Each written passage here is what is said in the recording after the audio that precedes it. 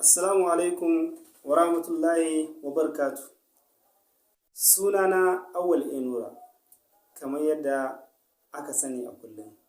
Ni ne mamallakin wannan channel tasha tamu mai albarka mai suna Biology Hausa Biology Studies. Kamar yadda muka yi magana a baya cewa program ɗinmu wannan shirye-shirye namu kamar yadda muka tsara su muna bin su daki-daki akan matakan da suka dace mu bi. Idan aka kula, abu na farko mun fara shi daga waɗanda ainihi suka fara gayyatar mu yi wannan program.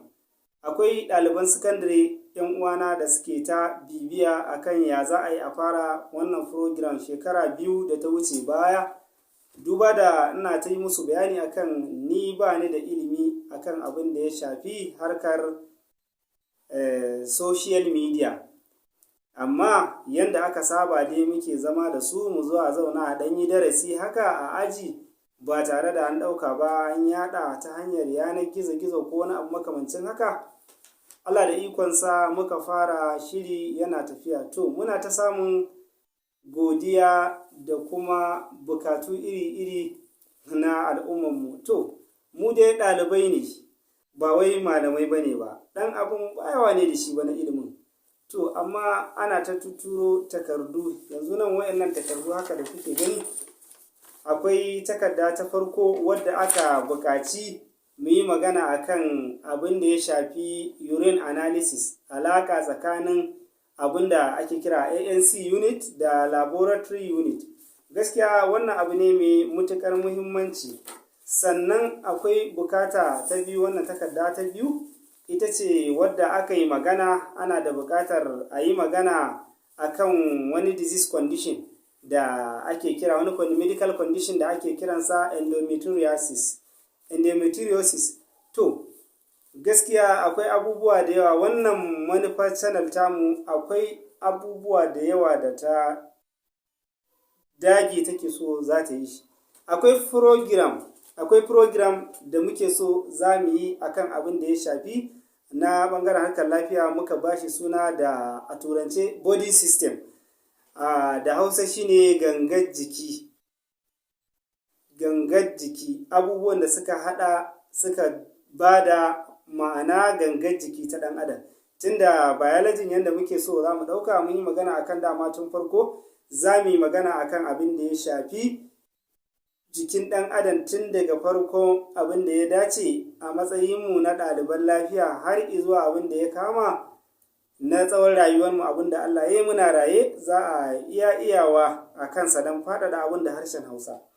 To Allah da ikonsa, gaskiyar lamari abubuwan nan guda biyu ko in ce guda uku, ga na hudu an shigo mana su, wayannan abubuwa guda biyu mu yi haƙuri, wannan manufa tamu ta wannan channel in Allah da za a ji daɗinta.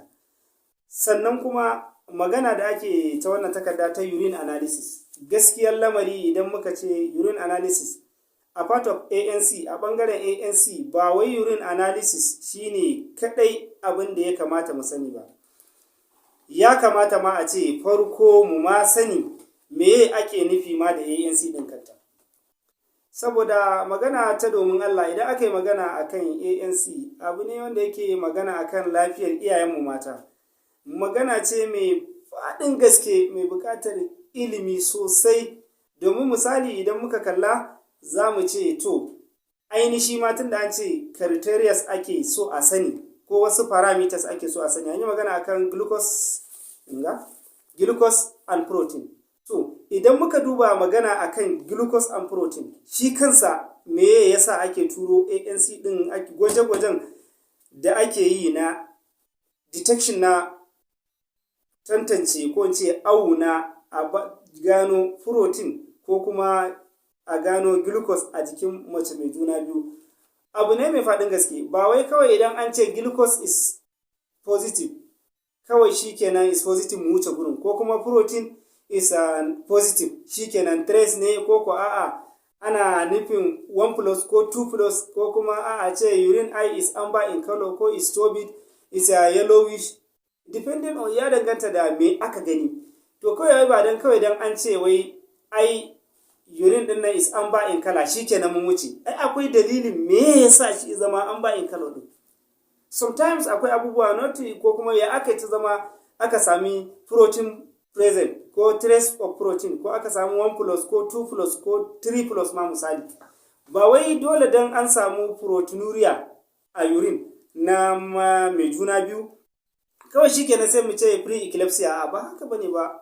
Many abubuwa da yawa suka iya jawowa mace ta samu protein present of protein a urine dinta, ta samu protein a cikin fitsarinta. Yana da yawa, abubuwa da yawa suka iya jawowa. Bacterial infection yana iya kawowa, UTI kenan infection yana iya kawowa, duk ta samu cutar mafitsara, ciwon da ya kama mafitsararta ko ƙwayan wasu halitta idan suka shiga, bacteria kenan suka shiga cikin mafitsararta, buladarta, tun daga external genitalia ɗinta har zuwa transporting suka tafi zuwa internal, abinda ake kira internal genitalia, daga sassanta jikinta na waje suka tafi zuwa cikin sassan jikinta na cikin jiki. Yana iya kawowa a samu protein ya shigo a cikin fitsarin mace mai juna biyu. Sannan muka duba amber in color kawai ba an ce amber in color kawai shikenan mun wuce gurin ba. Akwai abubuwa da yawa da suke iya jawowa ya zama it is amber in color ko it is yellow in color.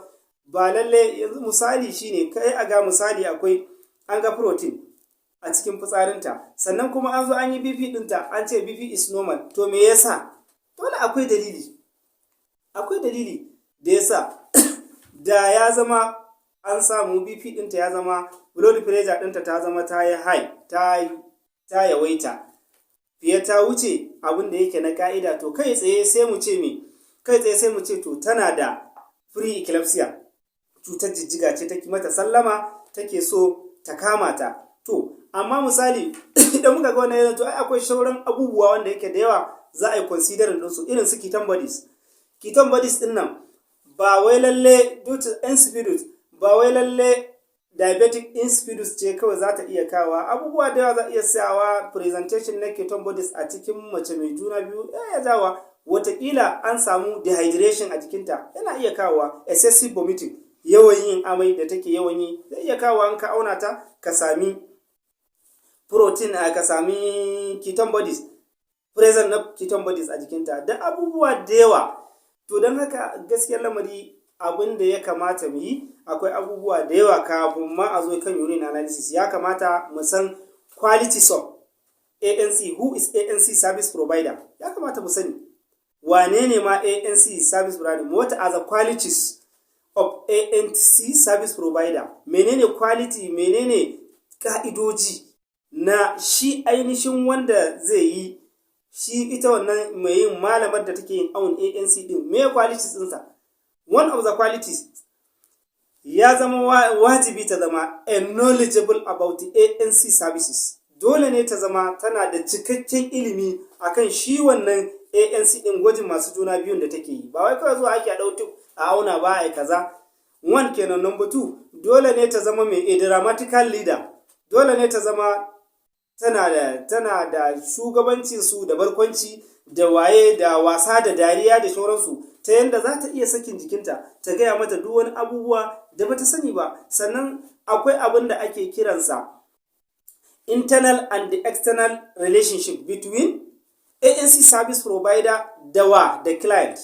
Dole ne in tana da mu'amala, tana bibiyar su idan sun tafi a can waje, tana bibiya cikin garinsu ko unguwannin da suke, yaya ta fahimta, suna jin daɗi da mu'amala da ita. Misali, za a ga wasu har kokari suke in suka zo an haihu lafiya lau, sai a ga sun an kawo mata sabulu ko kuma an zo an mata godiya ko an zo an kawo mata yar gyada ce in a ƙauye take, yan wasu abubuwa haka dai na jin daɗin rayuwa, abinda aka yi musu sun ji daɗi. Sannan ana samun delivery, haihuwa lafiya lau. To idan muka duba da yanayin lokaci, akwai buƙatar shi kansa akwai qualities na ANC, qualities of ANC.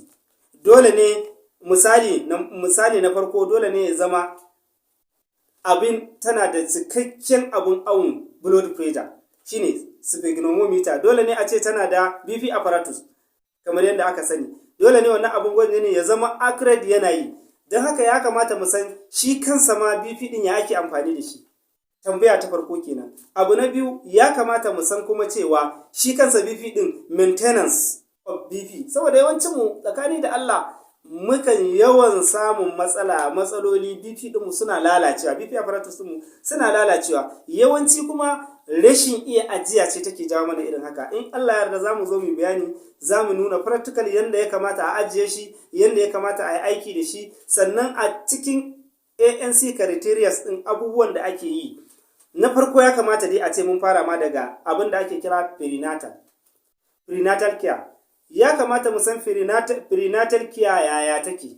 Wata prenatal care wani yanayi ne, in Allah da zamu zo mu bayanin sa yanda yake. Daga zarar mace ta samu juna biyu, daga satin da ta fara aka tabbatar da tana da juna biyu, to daga lokacin wannan care din da za a dauka har zuwa sati, ba a so ta wuce sati 16, shine wata 4, ba a so ta wuce ba tare da ta zo asibiti an duba ta ba. Wannan ɗan taƙin da ake kula da shi akan yaya take yi, yaya ake yi, me ya kamata. Don wata tana da juna biyu, maybe is post pregnancy ɗinta, juna biyunta ne na farko, bata san yaya juna biyu yake ba. Da ta ji, shi sa ake kiransu ma expect everything, ki tunanin komai. Da ta ji nan kaza, ya ta zuro da gudu ta ce kaza, sannan za ta cika da damuwa sosai. To nan damuwar da suke cika da ita ce take kawowa, ai in za a haihu, ai mutuwa ake haihuwa, ai an ce haihuwa wahala ne da ita, ban sanya ake yi ba, da shauransu irin wani abubuwan. Sannan akwai abin da ake kira antenatal care. Idan ta zo aka fara auna ta kenan, aka fara dora ta mai ANC ta fara dora ta, to duk irin wayannan abubuwa insha Allahu sati mai zuwa ko kuma darasin mu na gaba, insha Allahu za mu zauna mu fara tun daga kan abin da ake kira daga ANC din kansa prenatal, za mu taho mu tafi antenatal, daga antenatal za mu koma postnatal care insha Allahu. Ana nan har sai mun zo kan me abin da ake kiransa pre-pregnancy ko pre-conception. In Allah ya da za mu zo nan mu ga yaya suke, wanda matsaloli ake cin kara da su bayan an yaye ma, yaya ake yi a spacing din na pre-pregnancy din da ake yi. Sannan za mu zo mu gani cewa insha Allah har sai mun zo kan shi wannan endometriosis din da ake magana a kai, za mu ga kashe-kashensa yaya zama. Tunda bayan endometriosis akwai endometritis, shi ma duk this condition ne da 'ya'ya mata ko iyayen mata suke samu. Duk da dai akwai condition din da yake faruwa kafin a aure, bayan an yi aure yakan tafi. Insha Allah duk dai zamu ga yaya abubuwan suke tafiya. Insha Allah za mu yi magana akan prenatal insha Allah lokaci mai zuwa.